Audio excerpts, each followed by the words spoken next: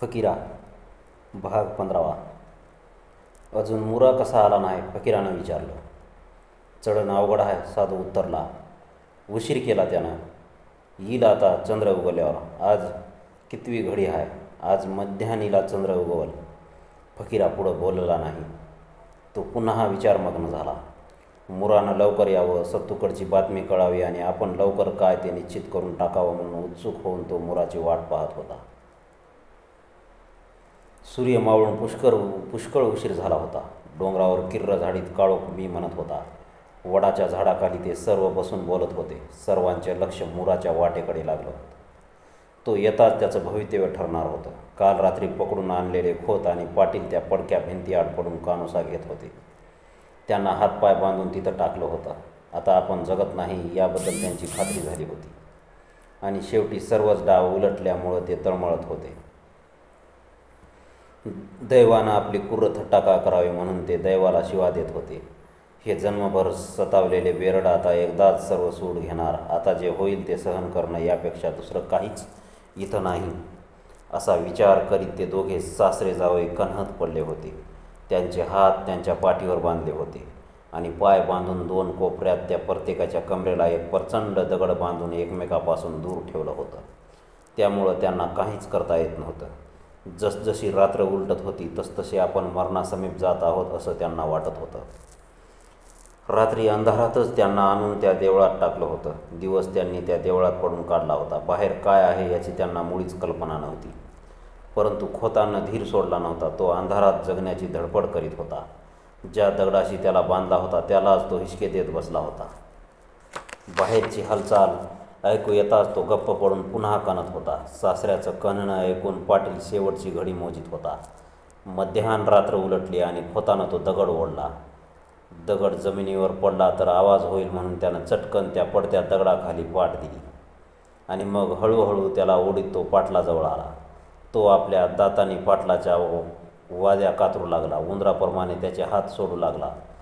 जलद अतिजलद तो कार्य करू लागला. मृत्यू जणू आपल्यापासून दूर जात आहे असं त्यांना वाटू लागलं. आणि शेवटी त्यानं पाटलाचे हात मुक्त करूनच निश्वास घेतला. आपलं तोंड त्याच्या नाकाजवळ नेऊन तो म्हणाला, आटपा, माझे हात सोडा लवकर. चंद्र डोंगर चढून आला होता. सर्वत्र चांदणं पडलं होतं. वडाची प्रचंड सावली मावळतीला लांबच्या लांब पसरल्यामुळे देवळालगतचा तो कडा त्या सावलीनं झाकला होता आणि त्या सावलीत ते दोघे एकमेकाला मुक्त करीत होते. पाटील सरळ होऊन खोताला सोडू लागला आणि एकदम घोड्यांच्या टापाचा खडखडाट झाला. एकदम घाबरून बाहेरचा कानुसा घेत खोत म्हणाला, ह्यो कोण आला असावा? येऊ दे, आपण कसं निघायचं? रावसाहेब पाटील कुजबुजला आणि खोत म्हणाला, चंद्र वर आलाय, मागच्या माग अंधारात चलूया. मुराला पाहून त्या सर्वांना आनंद झाला. फकीरानं त्याच्या पाठीवर थाप मारली आणि सर्वजण एकत्र जमून सत्तूकडील बातमी ऐकायला उत्सुक होऊन मुराभोवती कडं करून बसले. हळू आवाजात मुरा म्हणाला, कबीरा, चौगुलांनी, पवार फौजदारांनी सत्तूला चारी बाजूनं कोंडलाय. टक्कूर खाजवाय त्याला पुरसत नाही. छावणीकडं सरकण्यासाठी तो धडपडतोय. पण काही जमेना. तवा गोंधळ्यानं मला निरोप दिला की तुम्ही चला. पवाराला हुलकावणी देऊन मी छावणीवर हल्ला करतो. तुम्ही तयार असा, पण कवा? फकीरानं मध्येच विचारला आणि मुरा म्हणाला, त्याचं तर नक्की नाही. मग आता तो विचार सोडा. फकीरा निराश होऊन म्हणाला, आता आम्हाला हजर झालं पाहिजे. रात्री पंतांची भेट, सर्व लोकांची धरपकडणी, खोत पाटील यांना आपण केलेली अटक हे सर्व मुराला सांगून फकीरा म्हणाला, सरकारचा हुकूम आहे की आम्ही माणसांनी छावणीवर हजर व्हावं, तरच आमची अटक झालेली बायका पोरं मोकळी होतील. 10 जण. मुरा म्हणाला, कोण कोण? फकीरा म्हणाला, मी, फकीरा, मुरा, बळी, हरी, पिरा, सावळा, तायनू, भिवा, खंडू आणि 10वा घोंचीकर बळी. पण बळीला अटक झाली. काय? बळीला अटक? मुराला धक्का बसला आणि फकीरा म्हणाला, आता कामाला लागा. सकाळी आपण छावणीवर हजर व्हायचा आणि त्या खोताचा काय तो निकाल लावा. चला. पाटीलनी खोत याचं नाव निघताच सर्व उठलं आणि देवळात गेले. परंतु ते दोघेही तिथं नव्हते. ते दोघे पळून गेल्याचं लक्षात येताच सर्वांना धक्का बसला. सावळा ओरडला, दाजी, तो पळाला की? पळतील कसं? फकीरा म्हणाला, मोहर आम्ही आहे. मागं वाट नाही, पळा. वाटा रोखा. त्यासनी जिवंत जाऊ देऊ नका. क्षणात धावफळ झाली. चांदण्यात माणसं पळत सुटली. फकीरा अधिकच चिंतातूर झाला. जन्माचा वैरी हाती येऊन गेला हे शल्य त्याच्या काळजात सलू लागलं आणि प्रथम खोताला ठार करीन आणि मग छावणीवर हजर होईन हा विचार त्याच्या मस्तकात मूळ धरू लागला. उशिरानं घमांडी धावत आला आणि म्हणाला, देवळामागचा कडा उतरताना पडून ते दोघं बी मेलत. निश्वास टाकून फकीरा म्हणाला, ठीक झालं, चला या म्हणावं वर साऱ्यासनी. त्यांची मडी आणायची का? घमांडीनं विचारलं. नको, फकीरा उद्गारला. रात्रभर फकीरानं डोकं टेकलं नव्हतं. सकाळी छावणीवर हजर व्हायचं म्हणून त्यानं सारी तयारी केली होती. पहाटेच तो स्नान करून आला होता. स्वच्छ कपडे अंगावर घालून आष्टीच्या धोत्रानं त्यानं कंबर बांधली होती. सावळा, मुरा, तायनू, पिरा, भिवा हेही तयार झाले होते. सावळानं सिंग उजाळून लखलखीत केलं होतं. सिंग फुकीत साहेबापुढं हजर व्हायचं असं त्यानं बेत केला होता. आपल्या बंडखोर जीवनाचा अंत समीप आला या सर्वांना दुःख वाटत होतं. या लढाईत कोण हरलं आणि कोण जिंकला हा प्रश्न सर्वांच्या जिभेवर नाचत होता. आणि शेवटी आपण शरणागती पत्करली हे त्यांना बोचत होतं. परंतु कसं का असेना, आपण मानानं हजर होऊन ही लढाई संपवित आहोत, मार खाऊन नव्हे याचं त्यांना समाधानही वाटत होतं. सकाळीच फकीरानं साधूला बोलावून पुढं कसं वागायचं हे समजावून सांगितलं. आम्ही हजर झाल्यानं इतरावर करडी नजर राहणार नाही. मग हळूहळू सर्वांनी आपापल्या घरी जायचं असं सांगून सूर्योदयाला थोडा अवकाश असतानाच तो घोड्यावर बसला. सर्व लोक साधूसह गावापर्यंत आले. पुन्हा सर्व एकमेकांच्या गळ्यात पडून भेटले. ती त्यांची शेवटची भेट होती. एकाएकी फकीरा गावात आला आणि विष्णुपंताच्या वाड्यात शिरला. प्रथम पंतांच्या पायावर डोकं ठेवून तो म्हणाला, मी हजर व्हायला निघालो. जमात जपा माझी, साधू हाय मागं. पंत बोलले नाही. त्यांचा कंठ भरून आला होता. तेही त्याला गावाबाहेर वाटेला लावण्यासाठी निघाले. मग फकीरा शंकरराव पाटलाकडे गेला आणि शंकररावजीनं धावत येऊन त्याला मिठी मारली. गावात खबर पोहोचली तेव्हा सारा गाव फकीराला पाहण्यासाठी धावला आणि त्याला 4 पावलं वाटेला लावण्यासाठी निघाला. पुन्हा गावाबाहेर येताच फकीरानं गावाला हात जोडून नमस्कार केला. तेव्हा शंकरराव म्हणाला, जा, घाबरू नका, गाव तुला विसरणार नाही.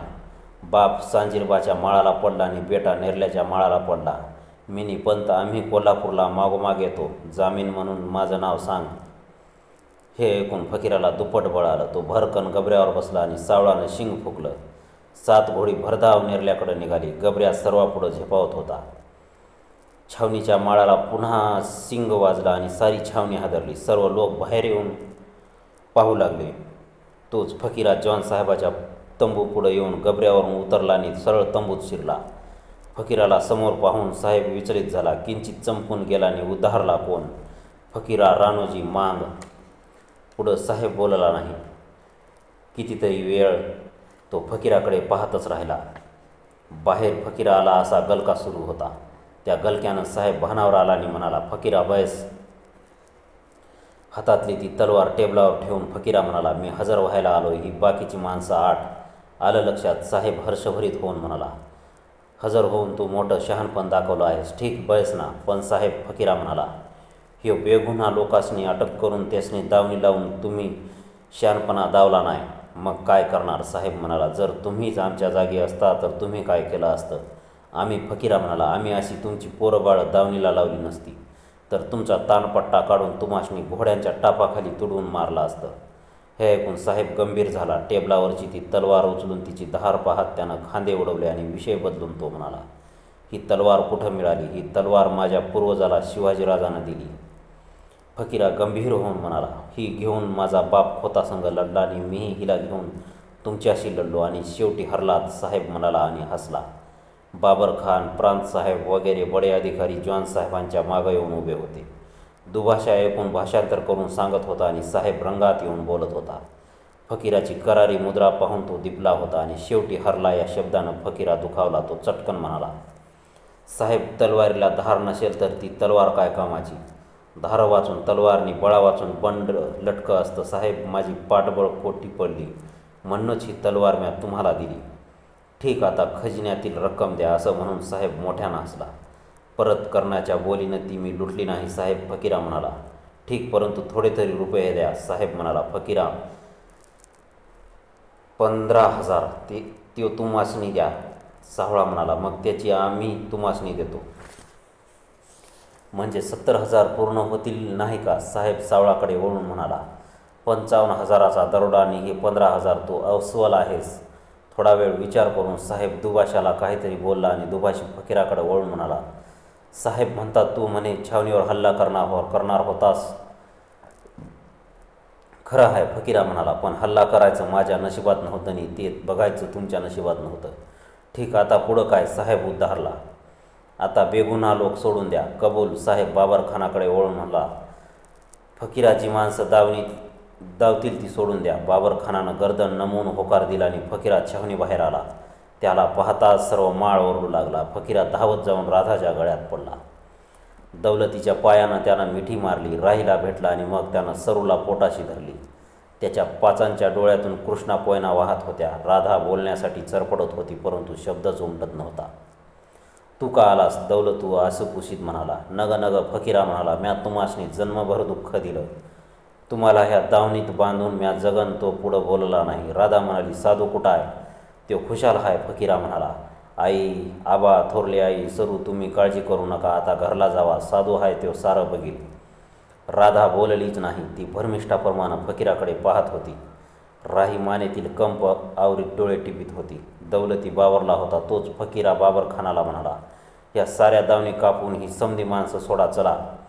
हे ऐकून बाबरखानानं वळून छावणीकडं पाहिलं.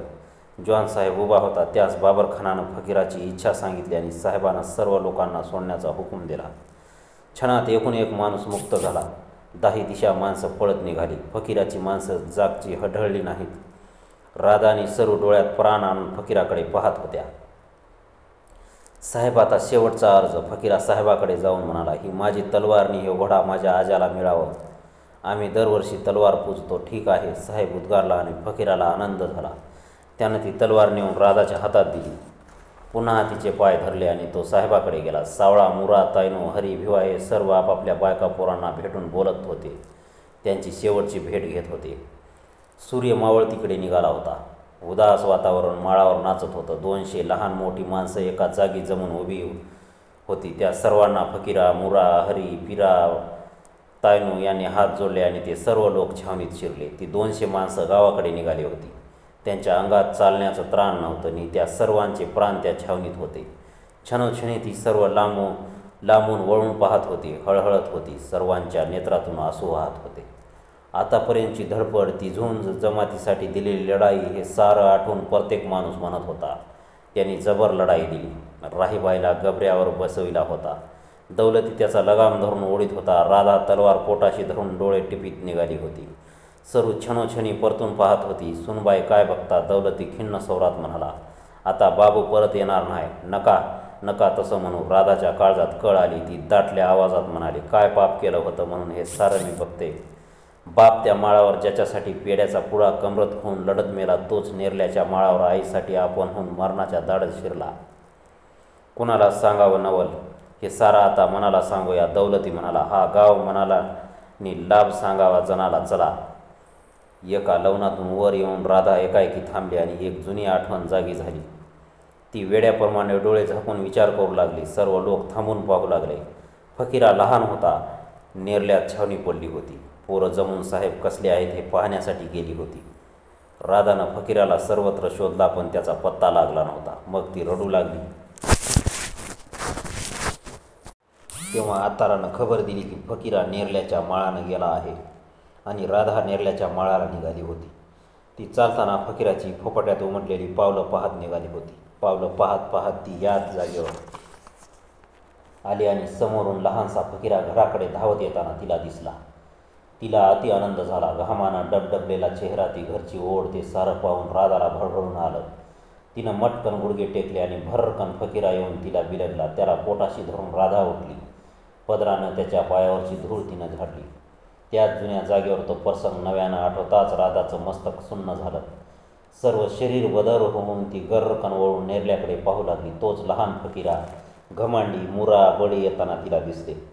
फकीरा राधाच्या रोपानं धावला. राधानं मटकन गुडघे टेकले आणि हात पसरून मिठी मारली आणि क्षणात राधा भानावर आली. तिच्या मिठीत फकीराची तलवार होती. सरूनं तिला उठवली. मग ती आगतिक झाली. तिनं आपली नजर दूर फेकली आणि मोठा हंबरडा फोडला. फकीरा!